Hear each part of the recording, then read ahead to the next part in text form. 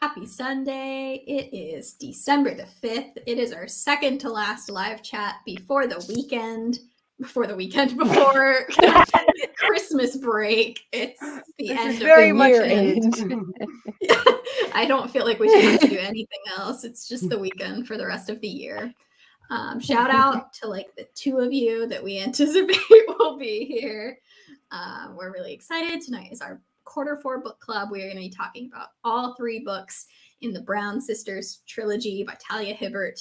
And it's going to be great fun. We're going to start by talking about each book individually. And then at the end, we will talk about the series as a whole. I'm going to put up little banners down at the bottom telling you which one we're spoiling right now if you haven't read all of them and you don't want to be spoiled on the finer details. I mean, it is a romance series, so the gist of it, the structure of it is going to be what you would expect. But if you don't want to be spoiled on the finer details, we'll have warnings for you, letting you know which ones we're spoiling at the time, so you can pop out, pop back in anytime you want. And yeah, it should be fun. We will start with Get a Life, Chloe Brown. So let's open with ratings. What did you think of this one? All of the stars. I'm pulling up my Goodreads just to make sure, but I'm pretty confident they're just all of the stars. Spoiler alert for this chat. All three books are going to be 5 stars for me. Yep. I love them. Yeah, I do think for me, Chloe Brown was maybe my least favorite of the trilogy, but I still adored it. Maybe that's an interesting way to do it. I'm like, where would you rank this one, 1, 2, or 3? Yeah. Because they're all fully 5-star movies. This is no way a criticism of any book. It's really going to be more about which ones resonated with you. I just reread all of them like this past week, like because I was like, I'm not really sure like how I ranked them, and like I still don't know like different things about each one. And yeah, it's interesting because I do feel like Chloe Brown, the first time I read it, maybe didn't have as much of an impression as the other two. Like I remembered more about the plots of the other two than this one. But then rereading it, I was like, I actually really enjoy this one a lot. I do think it's more, I want to say it's like a basic romance, but there's less that feels unique about it compared to maybe the other two. I mean, the chronic pain is that Chloe has is pretty unique to romance, but the plot itself maybe felt like similar to plenty of other romances, which there's nothing wrong with. So maybe that's it, but I still really enjoyed it. Oh yeah, it was so good. I think for me, the thing that put it below the other two, and we talked a little bit about this last week in the post chat, was just I felt like the third act breakup that is in most romance novels, it felt a little forced to me, and that could be just like can't relate to like bursting out in anger like that and then suddenly being like, now we're gonna break up over this fight. So I'm not totally sure on that. It felt a little forced to me. And it felt less forced in the reread for sure. Once I knew it was coming, but I would have liked to see a little more on like Red's side, I think. I think maybe if he'd been more impulsive through the book. Yeah, exactly. That was because I understood where Chloe was coming from and like why she responded to things the way that she did. But I would have liked to have seen Red being a little more quick to react on things. It was still amazing, obviously. I definitely think after rereading them, like instead of like having like a ranking of the three or a favorite, there were just like different things that I liked best about each one. And like, I think that Get a Life, Chloe Brown has the best like romantic chemistry in my opinion. Like Chloe and Red just have like so much chemistry coming off the page. It's so good. Mm-hmm. I smiled every time he smiled. It's just like especially like early in the book when like they're like not quite getting along, just like every interaction is just so much fun. Mm-hmm. The other thing I thought this one had the most of, which Megan might disagree with me because I feel like I read it and then she was like, no, more of this in 2 and 3, was sister time. Because like I said, I really like the sister thing. Everyone knows I love sibling books. And Megan was like, oh, there's more of that in book 2 and 3. And I don't feel like there was. Yeah, I think book 3 has the least sister time. Yeah. Book 3 definitely has the least. I could be totally wrong. I thought book 2 had the most in retrospect, but I listened to them back to back to back every single time. So And I think like the sister stuff definitely blurred between the 3 books for me because it could have been any like the will come to the aid of whichever one is in need. Like it's interchangeable and it was all delightful. So one of and the I feel like we got a things- lot of like just hanging around Chloe's apartment. Yeah, which I did. I really loved that. One of the things that I think is so standout about this series that like not every romance series has is that the jokes that people were laughing at in the book were like genuinely funny. Like when people said something and a character laughed, I was never like, was that really that funny? Like sometimes, you know, sometimes you read a romance novel and it's like, I get that you're laughing because you think this person is cute, but were they actually really funny? And I thought this one is just like really, really good about like quick banter. If someone laughs, I believe that they would have laughed in real life in that scenario.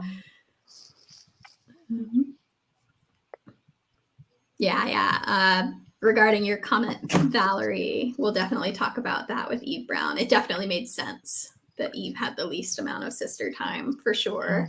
Yeah. Valerie also said, I think I gave more with Chloe on the first read and Red's POV was much more prominent on the reread. I think so, yeah. One thing I noticed kind of in general, but especially with the first book, is that just like Talia Hibbert is really good at character voice. And like that first book, like you could give me like just a couple lines from like a Red chapter or a Chloe chapter and I could tell which one it was because their voices were just so clear. For sure. And also I would say that with all 3 of them, phenomenally done. Really good. And I have to say the audiobook for the first one is like really good. I thought it was like I liked the first audiobook narrator the least. Really? I really liked the first, because I felt in Dani Brown especially, I sometimes had moments where I couldn't tell what character was talking. But like I always knew who was speaking in Chloe Brown. Yeah. I always felt like the narrator's voice didn't quite match up with what I would have imagined Chloe's voice sounding like. Interesting, yeah. It was still amazingly narrated. It's interesting to hear because I just read them all like as ebooks, I think.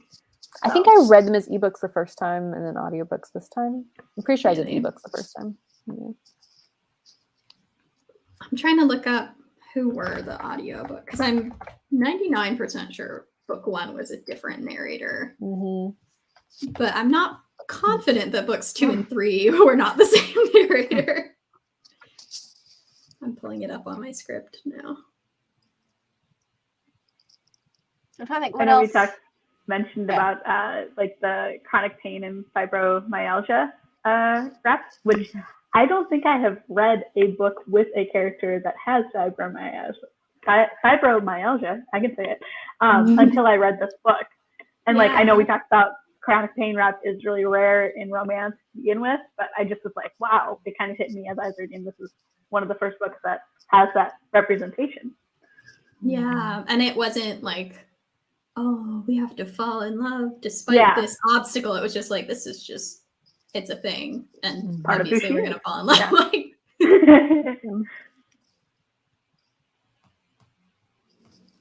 I can't find the details, and I don't care enough to make you all talk amongst yourselves. I have a feeling they're probably all different. I feel like most romance series like this, they do different narrators because it's a different character for each one to give it like a different feel. Let's talk about supporting cast, because I do feel like aside from the sisters, like having a supporting cast was a big deal in each book. For Chloe, there was the woman who actually owns the cat, Annie, who she rescues. What'd you say? Annie, that's her name. I could not remember. And then there's Smudge himself, the cat. Yes, love Smudge. It's amazing. Valerie said the chronic pain rep was revolutionary for me. I know that Des, who really wanted to be here but got sick and was unfortunately unable to make it, she also really, really loved the chronic pain rep. I cannot imagine there is another romance any book out there with a woman POC chronic pain main character. Yeah. In traditional publishing, at least. I cannot imagine that exists multiple times. Hopefully more in the future. This whole series was done so well with diversity being there, but not being, I don't know, overly fetishized almost. That like, I hope publishers will see that like you can just make characters like this and people love them. They were wonderful characters. For sure. I thought that Chloe being like, oh, I can't go out with Annie. Like, she just wants to have coffee with me. What's up with that? I don't like coffee. I can't go to that. That was very relatable. Yeah, I found like Chloe's whole like to-do list. She's like, I gotta get a life. I was like, this feels very like targeted at me. And then of course the pandemic happened, and you're like, well, maybe it's a good thing that I don't do anything ever. I loved the dynamic of Chloe's get a life list. She had to do something bad, and her bad thing was spying on Red, and she's like, I can never tell him. And he's like, she's been watching me through my window. Yeah, I did like it.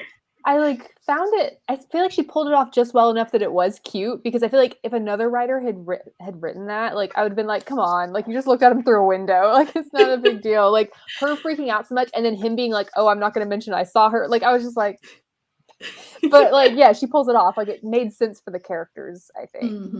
Yeah.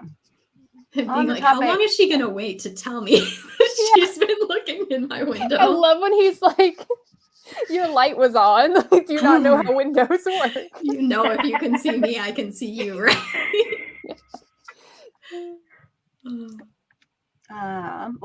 With her life list, I love that she reevaluated it partway through of like, oh, this is just what I was feel like I was supposed to do, not what I actually wanted to do.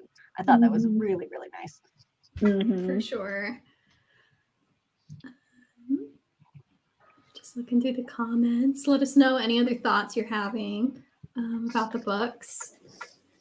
And yeah, it's hard.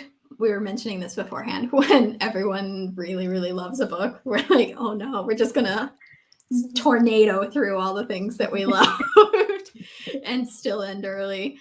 2 and 3 did have different narrators. Oh, the same narrator. Aha! Odd, yeah. It's like that. I'm glad I didn't notice when I was listening, because it would have driven me crazy that it's like 1, then 2 and 3. I didn't notice it until I went back and re-listened to the first, and I was like, oh, this person's different. Like this person sounds, whether or not I'm correct, the voice sounded much older than the narrators of 2 and 3. And that's interesting because she's the eldest sister. Yeah. But like, all 3 of them, though, their voices as characters were so different. I'm trying to think of like if there were threads of like similarity. I don't know. I found them very, very different. It is fairly common in romance novels to have the same narrator across the trilogy. Like a Jen DeLuca series, it's all the same narrator, I'm pretty sure. And there's, once you listen to enough romance novels, you're like, oh, there's like 7 narrators. I feel like for me, like who narrated each of the books hasn't stuck out in my head. Like the character's voice is what I remember and not how it sounded. Yeah, I would not have noticed it, except that I re-listened and like jumped into Chloe first, and I was like, this is not the voice I remember from the most recent one.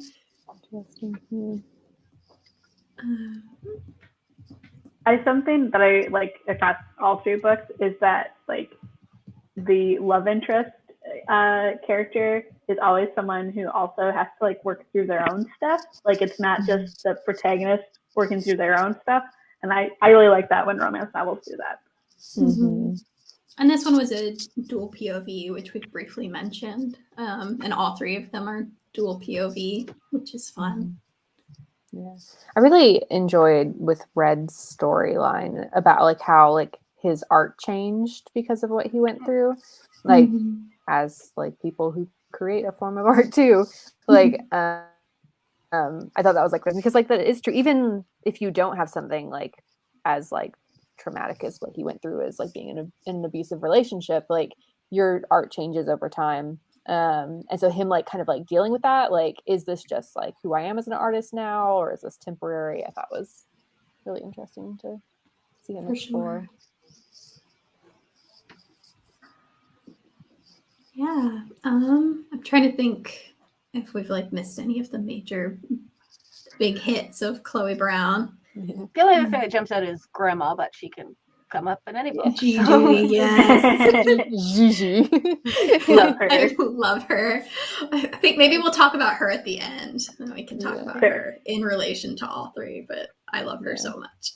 I also really loved both like Red's best friend, the one who owns the apartment building, and his mom. Like I felt that they were great.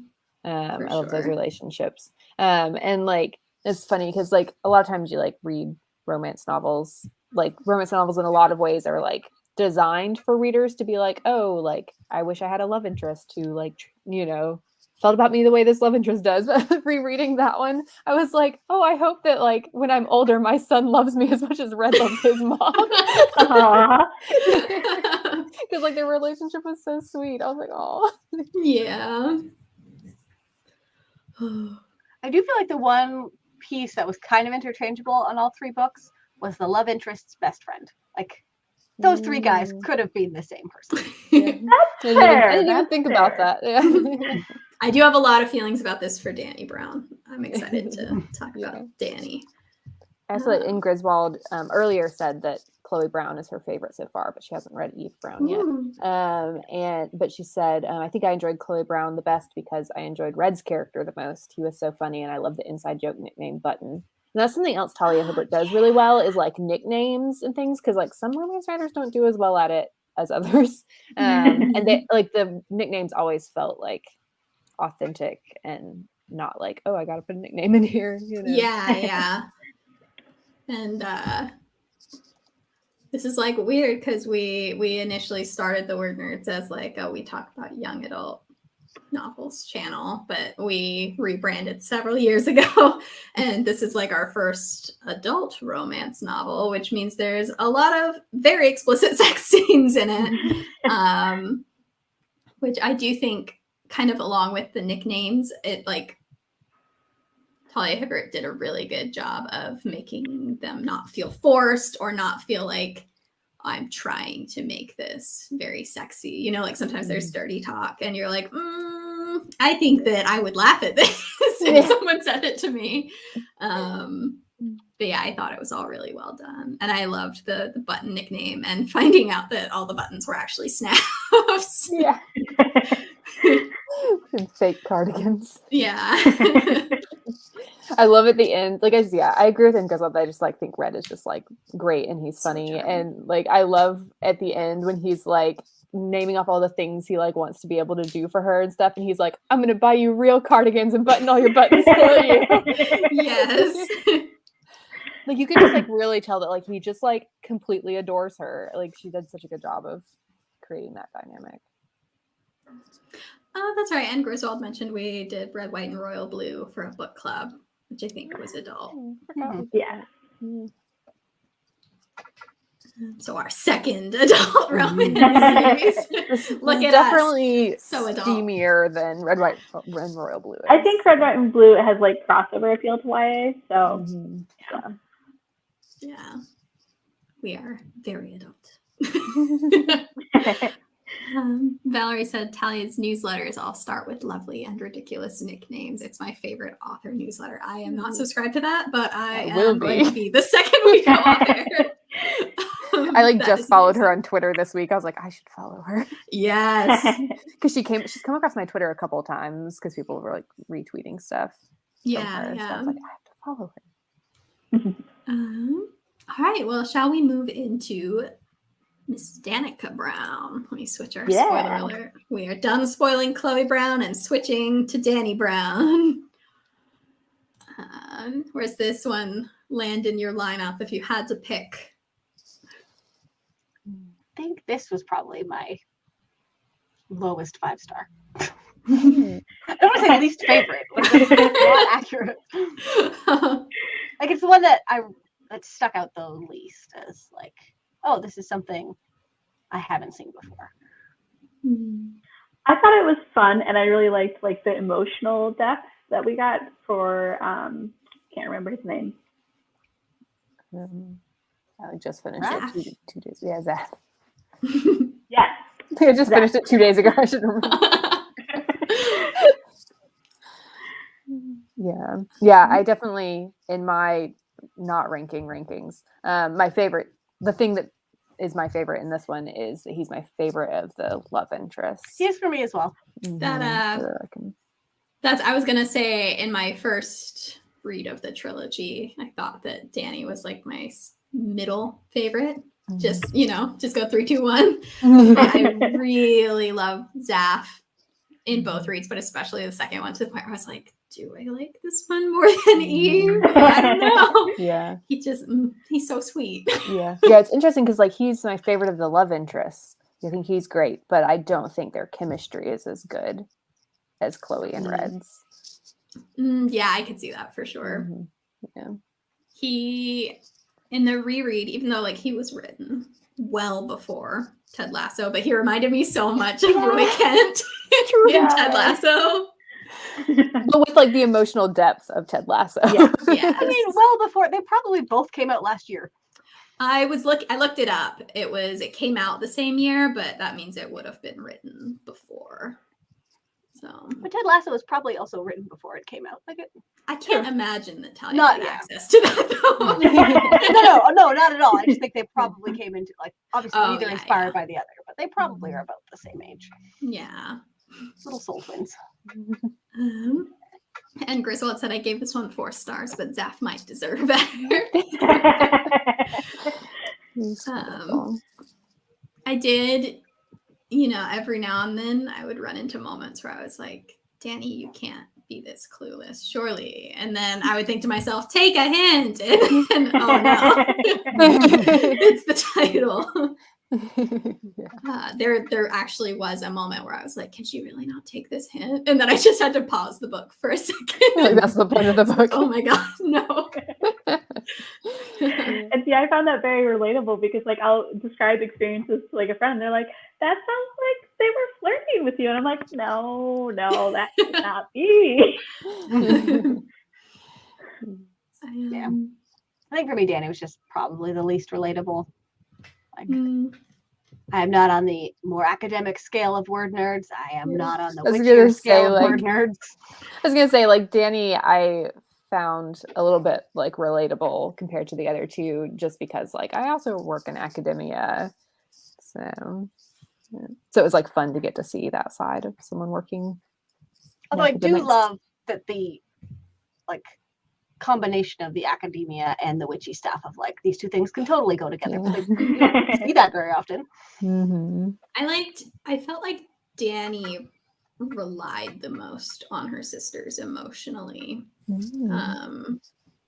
I think Chloe fairly early on is kind of relying on her love interest more. And I felt like Dani, it was like anytime she needed to process something, it was through her sisters, which I thought was really fun. So many great sister jabs in this one. I wonder if that's why it gave you the impression that there was more sister time, because it could be. Relied on them more. To turn to them. Yeah, like all of her emotional stuff is like, I need to talk to my sisters, or my grandma. Yeah. Which like definitely kind of makes sense too when you consider like the sister dynamics, that like Chloe is the oldest sister and she's also like been dealing with chronic pain for so long that it like makes sense that like she processes a lot of her stuff on her own and deals with a lot of this stuff on her own, where like Dani is like the middle sister and like feels like very like confident in like I can go to my sisters about whatever issue I'm having. I'm like that's very much sticking out to me now because TikTok keeps giving me that song from Encanto about being the oldest sister. As an oldest sister, hasn't come across song makes me feel like I need to go to therapy. I am the middle sister in my wide up. Yeah. I'm the middle child, but the only girl.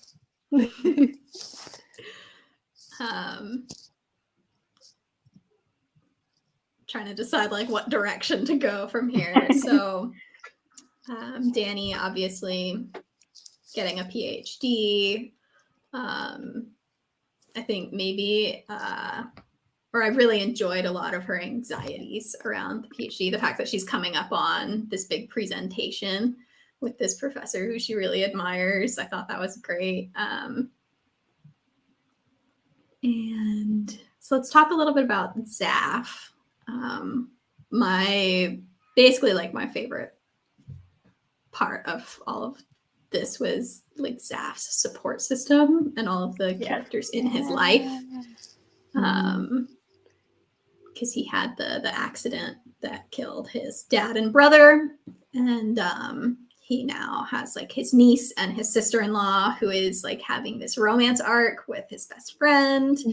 And I thought that was adorable. I would read a whole book. I don't even care that we would be covering ground I've already seen. I would read an entire book about them.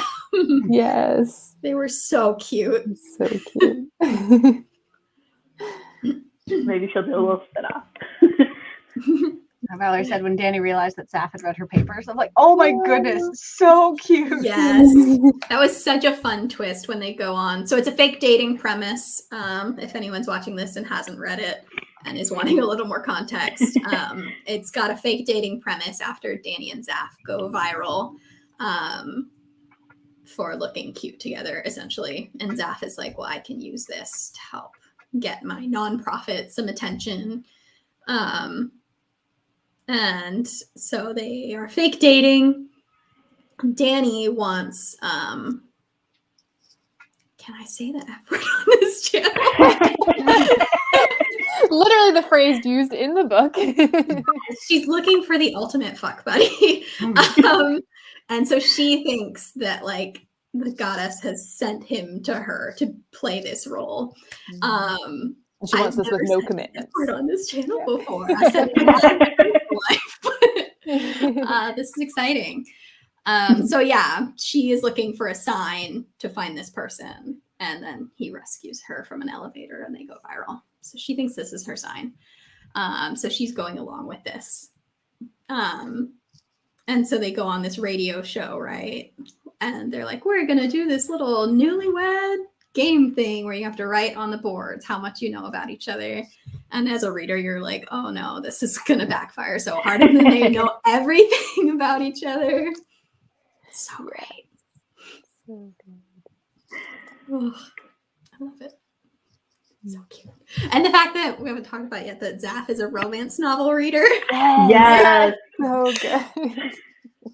Yes, my nightmare, because I listen to all of my romance novels. I don't read a hard copy almost ever when it comes to romance novels, because it just like, I feel like I process the voice better when it's audio.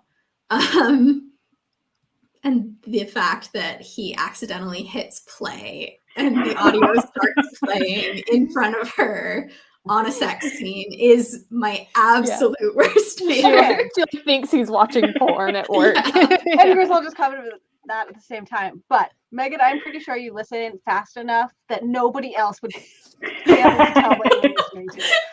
Like if Matt so was true. I listen listen to to it way anything on faster. 2 or 3 times speed, he has no idea what's happening. They would just be like, are you listening to like chipmunk porn?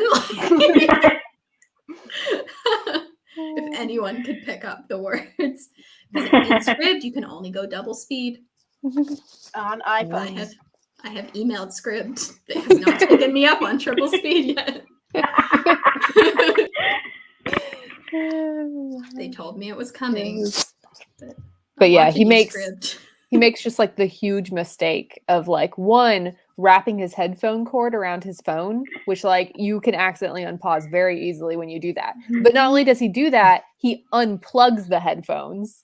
Because like I've accidentally hit play by wrapping them, but I keep it plugged in. So it's just my audiobook keeps playing and I like have to rewind. But he unplugs it too, so it like plays from the speakers of his phone. I was like, wow, rookie mistake, Zaf. Yeah.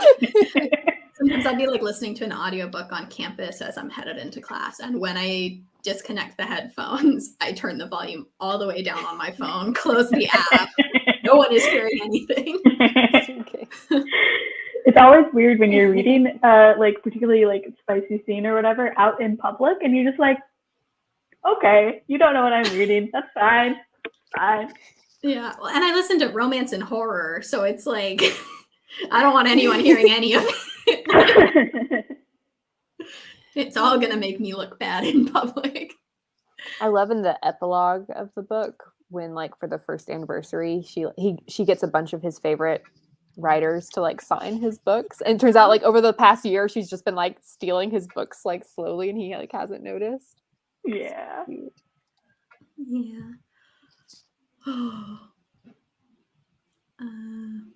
What else happened in this book, guys?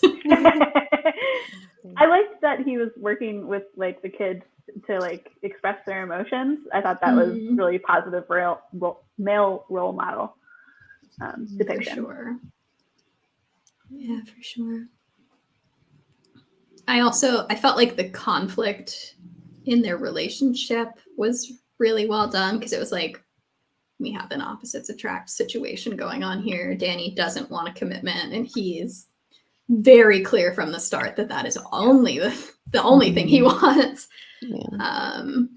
I do think one of the things that like almost felt almost too unbelievable in it is that he like would agree to being fuck buddies, because he is like at the start he is so like, I just want commitment. That's really important to me. I don't have just like random sex.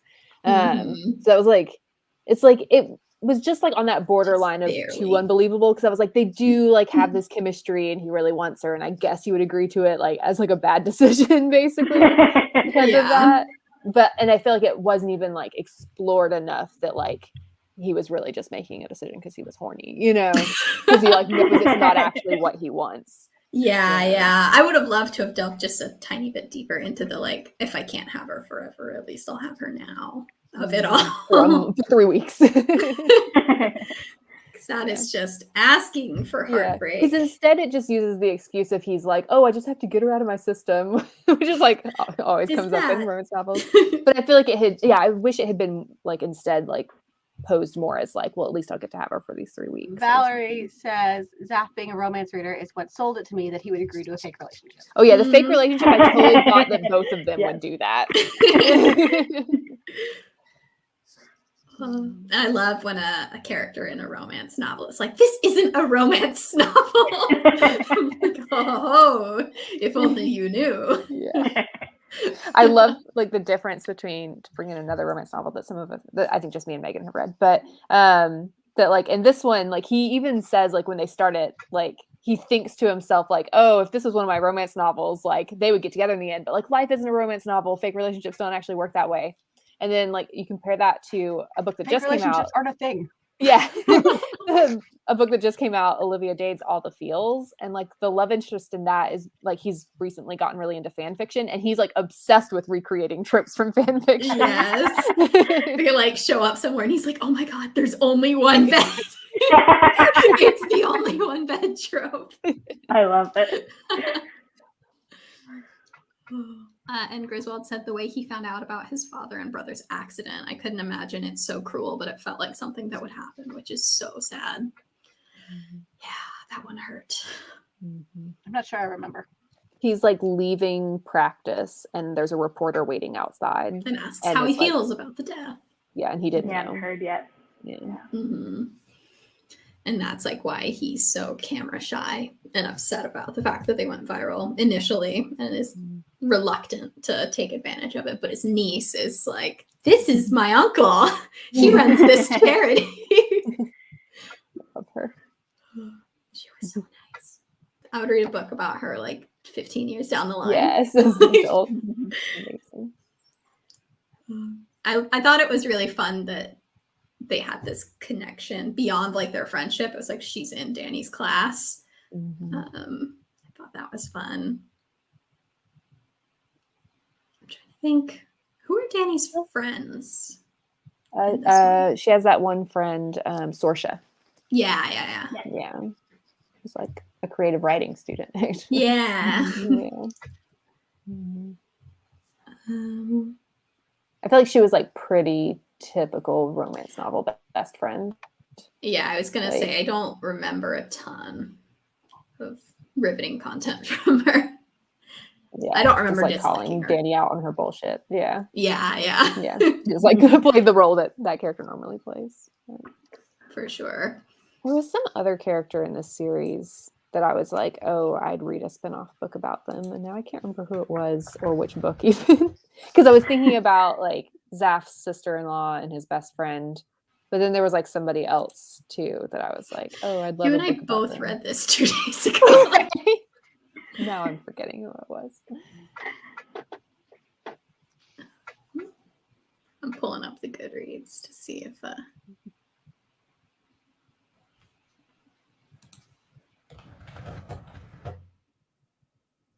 And Griswold said, I like the 1 year later epilogue. What do you think about the epilogues? I think all of them are done well. I like that in romance novels when there's like a fast forward to where they are later. I agree. And I like that in these ones, it wasn't like in a lot of older romance novels, the 1 year later is like, it's our wedding day or it's the birth of our child. And it's like, really? A year later? Wow. And so I liked that these were like, it was a year later. You're seeing their relationships, but you're also getting a little peek at what their lives are like. So yeah, I can appreciate a good epilogue when I like the way it's done. Yeah.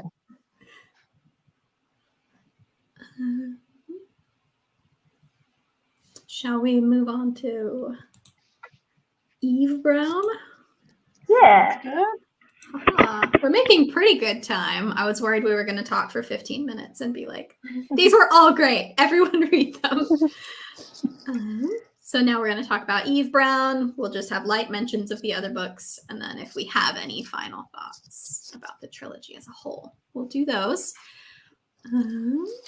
So this is the one that was the most relatable for me. Yeah. I found Eve by far the most like personally relatable as well. I really liked the Sunshine Grumps dynamic that the two of them had. Yeah. It's always fun.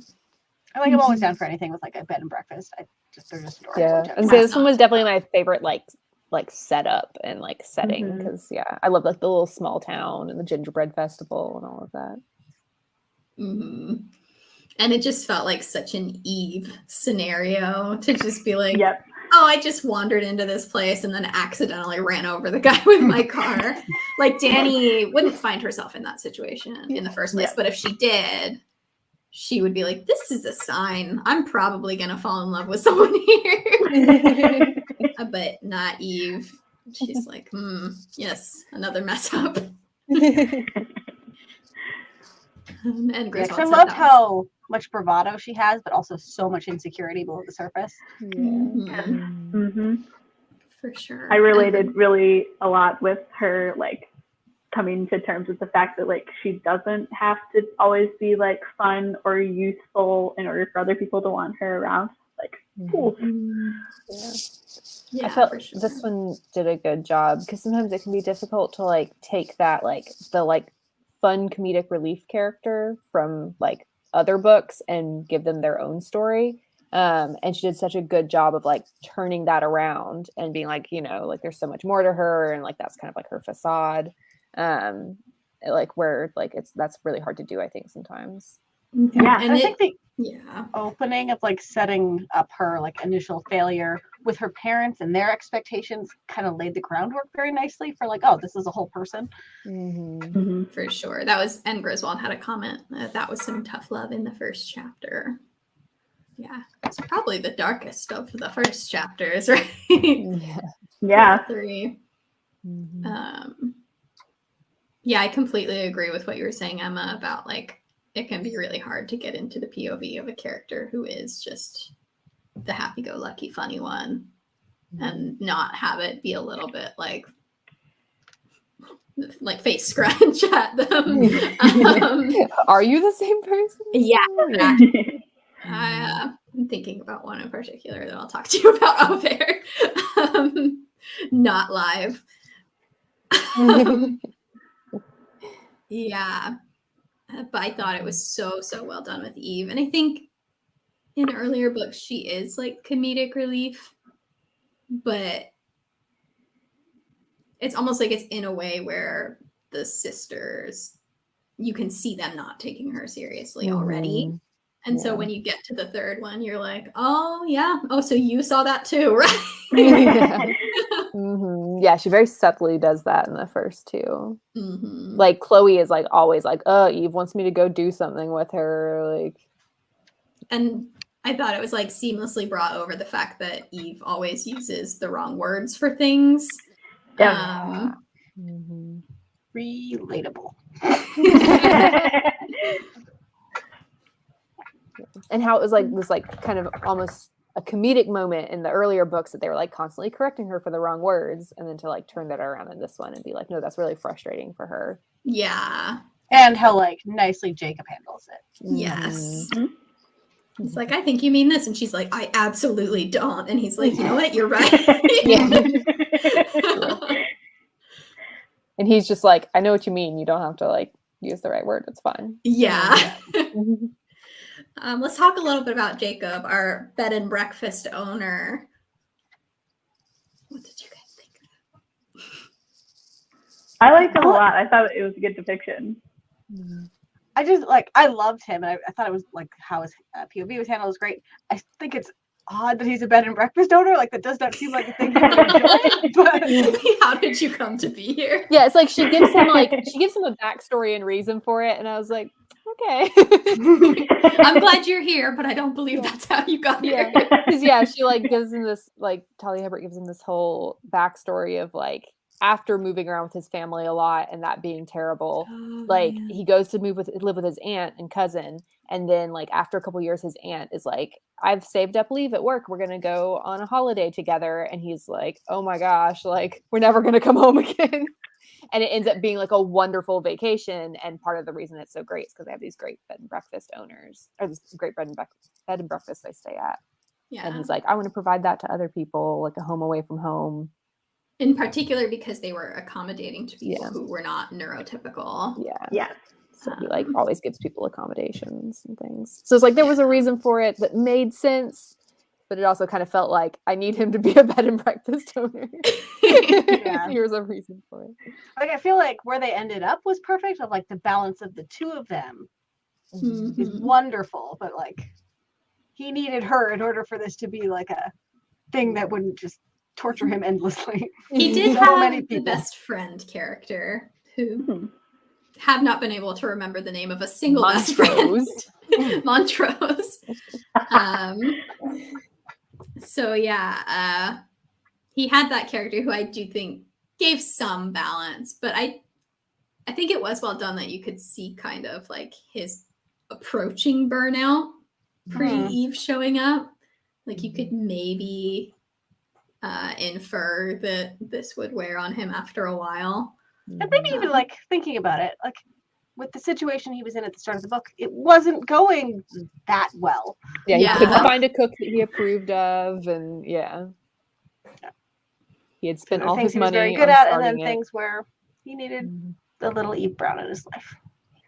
Yeah, who doesn't? I really liked her journey of like coming to the terms with that she might be on the autistic spectrum as well. I felt like that was well done, since for a lot of women that's something that comes late for a diagnosis. For sure. And it was also really well done because I felt like at least I could like see hints of that in Dani Brown, that like Dani was like maybe like on the spectrum. In retrospect, for sure. I don't know about Chloe. I'm not sure I saw it as much there. Yeah, like Eve's kind of like Dani Chloe too, and I'm like maybe, but definitely Dani, because Dani like talks a lot about how like she doesn't like always know how to relate with people and stuff. Yeah, and I thought the dynamic of Jacob like seeing that in her but not wanting to be like Have you checked? Just like him mentioning that one thing and then not pushing her so that Eve could then go home and I feel like when he herself. mentioned it, she was kind of already on that journey herself, and he was like, "Oh, you knew," and she's like, "Well, Yeah. no, but The first time he mentions it, it's funny because she's like talking about. Oh, I think I froze. She's they're talking about her singing or whatever, and he's Yeah, like, 'cause "Oh, she's have you heard of stimming or whatever?" And she thinks that he's talking about himself, and she's like, "If you need to stim, you can." And then it's like, no, and then that thing you're doing right now. yeah. And so he like just drops it, and then she researches it later. And so yeah, the next time he brings it up, she's like, "Yeah, it's probably because I'm autistic." And he's like, "What?" Yeah, I love how like she just like accepted it in stride and was like, "Yeah, cool." Which I do think is a very common thing for women in particular to be like, well, I'm just going to have to Google this and come up with the diagnosis myself. Yeah. Very relatable.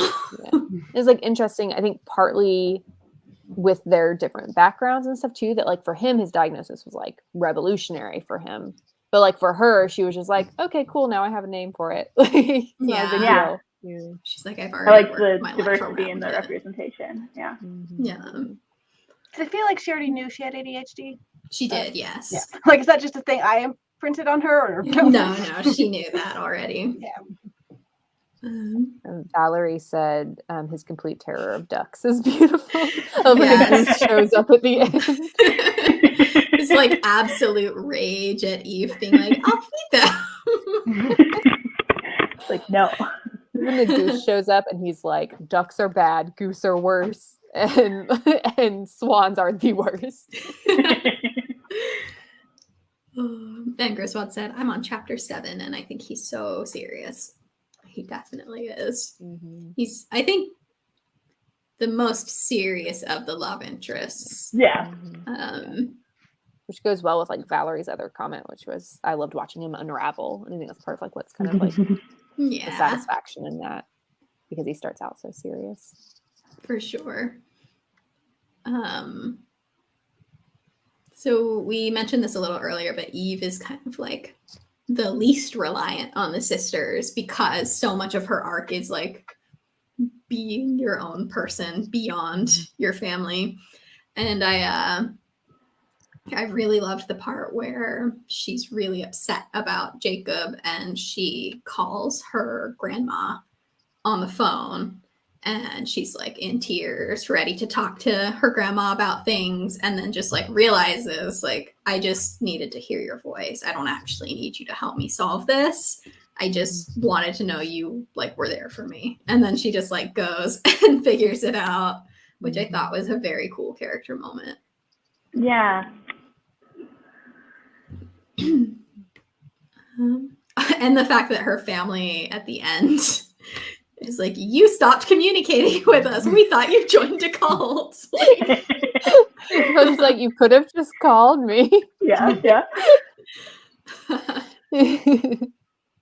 Because another nightmare, she accidentally sent a voice memo to her sister after spending an evening with Jacob. A voice memo in which they hear him like taking her back to his room and her saying, yes, sir. Oh my gosh. I love like later when they're like talking about, because she just like kind of like blames the parents, and then later when the sisters like explain the series of events and how it was like Chloe was worried, and then Danny was like, no, like good for her, and then Zaph was like, no, this could be dangerous. Which is so in character for him. And then they like, I think then they told Gigi to get her, because then they were like, oh yeah, we should probably talk to her about it. So then they talked to Gigi about it, and she told their aunt, who told their mom. Like, it's just, like, I love the family grapevine. It's so good. Yes, that was. I'll save this thought actually for later. I'm gonna write it down so I don't forget, because I want to talk about it with all three. But yeah, the family grapevine was amazing. Yeah. I think this book, in terms of like this one actually had like a lot of other characters, I felt like. But like none of them were like super important. But like there was like Montrose and his sisters and the aunt. And then like all of her friends, like her rich friends who like wanted her to party plan. Like there were a lot of like just like characters on the periphery of the story. Yeah, and I feel like that almost kind of like has to be the case when you've taken these family members who usually there's like 4 of them as side characters, and you've distanced them from the plot. So you get a little bit more of this like, new kid in town, gotta meet all the people and have my old life calling on me. Yeah. And also kind of makes sense for Eve's character that like she just kind of has all these like other characters just kind of like dipping in and out of her life. Yeah. But there isn't like a constant side character for her. Yeah, for sure. I do love Montrose's sisters. Like I thought they were like they're not in it very much. They're just barely in it, but I'm like I'd read some more books about them. Yeah, they were very fun. Yeah. The mechanic and the DIY sister. Yes. I loved when they just showed up and they're like, Jacob says that we're going to be best friends, so we better take you out. So we got to go out and make some bad decisions together. And I thought that they were really well written, even though they weren't on page a ton.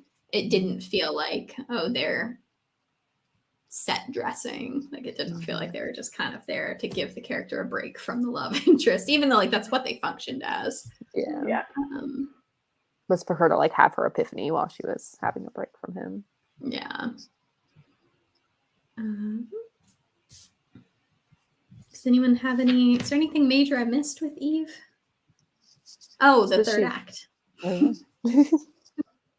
What were you gonna say first? I was like, just that she reads Captain America fan fiction. Yes.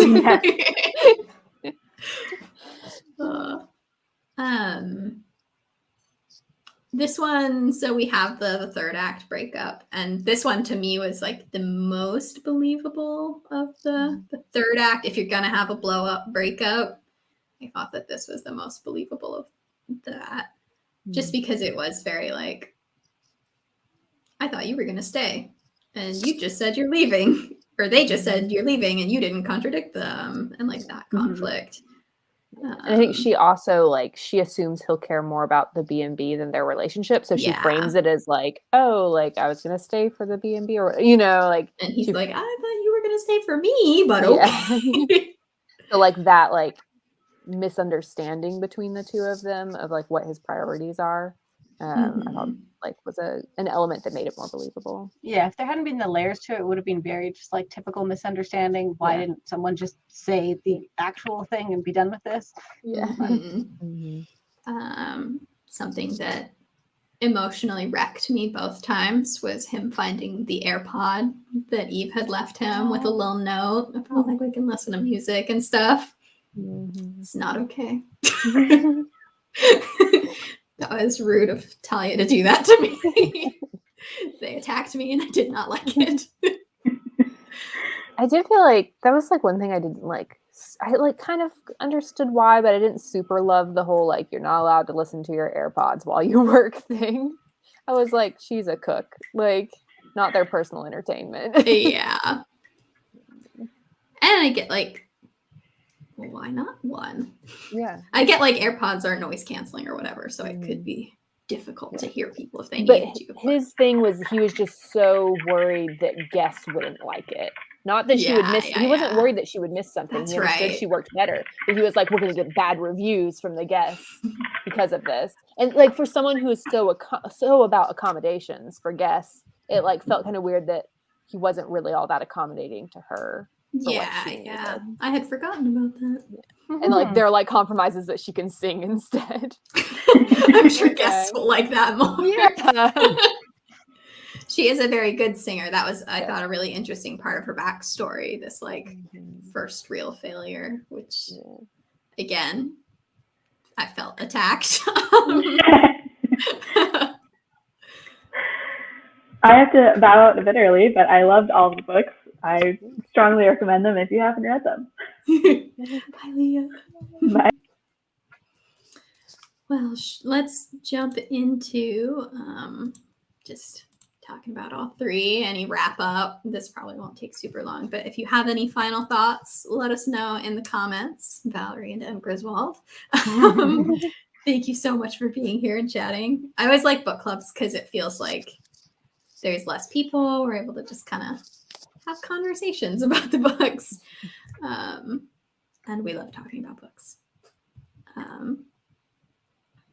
And Griswold, back to Chloe when they explored each other in the alley. I was like, are they still outside? And how it just fizzled when they run into her ankle. That was a lot. Yes, that was a very public moment. I don't even think they're in an alley. They're like sitting against some monument or something. Yeah, that's how I pictured it, like behind a fountain or something like that. Some sort of I thought they were a monument. little closed off. Yeah. I think they're not like just like right in the middle of like the town square or something, but yeah. I know it's always like moments like that in romance novels. I'm always like, I can't picture how you were like getting your hand fully up her skirt without people being able to see this. I know it's dark out, but I was like, is this happening when I'm out in public and I'm not noticing? The one thing I was gonna bring up is just like the appearance of the love interests from the previous books. So in Dani, we've seen Red, and then in Chloe, seen Red and Zaf. I thought that was really, really well done. Like it didn't feel cheesy ever. It was like, oh well, I'm talking to my sisters, and their love interests are gonna be around. I also liked going back and rereading them. I noticed in Dani Brown, I think it's when I think she's talking to Gigi, and Gigi is like talking about how like Eve is just like constantly talking about this wedding she's planning. And I was like, oh, that's like a really cool tie-in. Like, you just didn't notice it in the first one that they were talking about her being a wedding planner.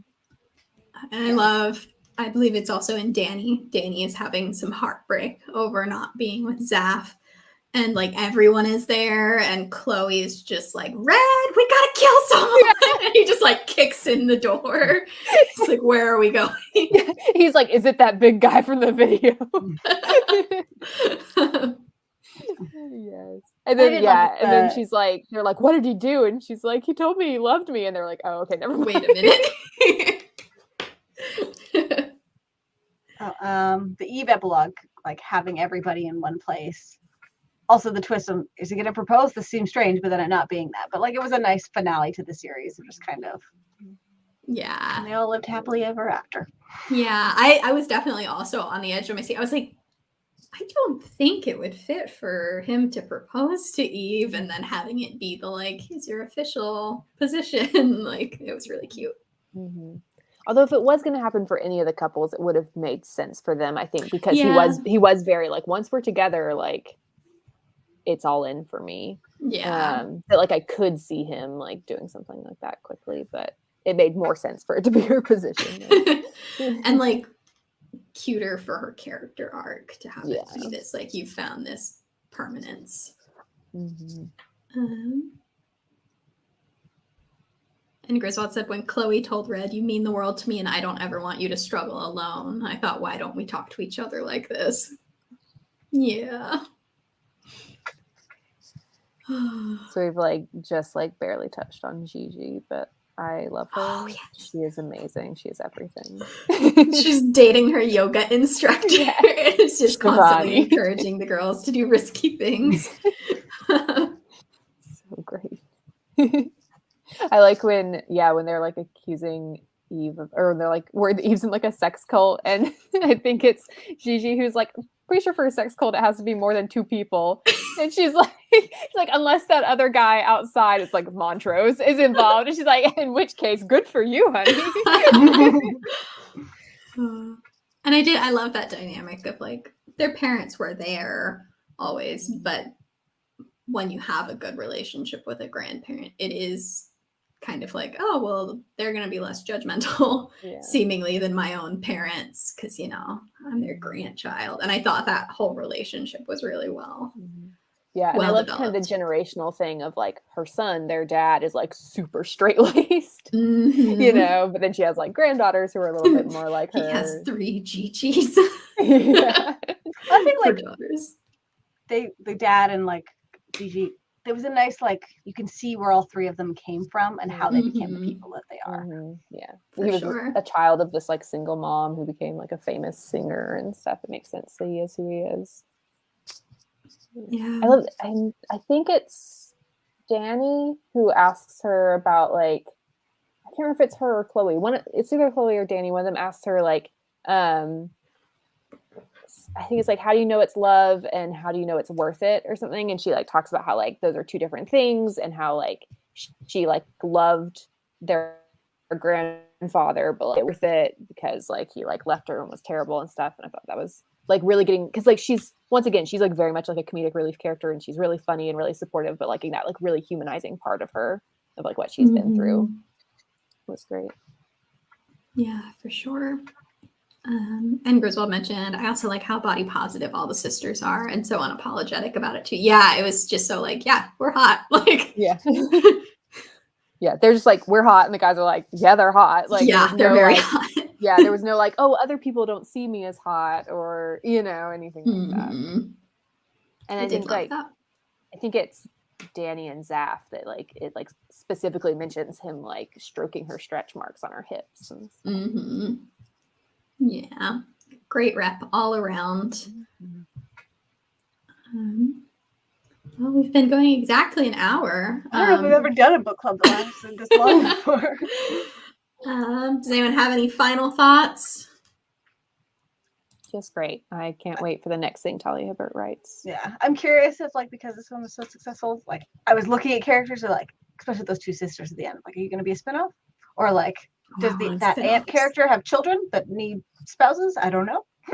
Yeah, because they haven't like announced any future books from Talia, so yeah, I don't know what they're writing next.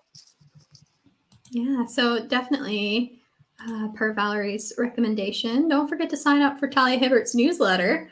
I'm sure the latest news about whatever's being published will be there. And yeah, thank you so much. One other Talia book before because they have previous books. Yeah, I read Princess Trap, I think it was called.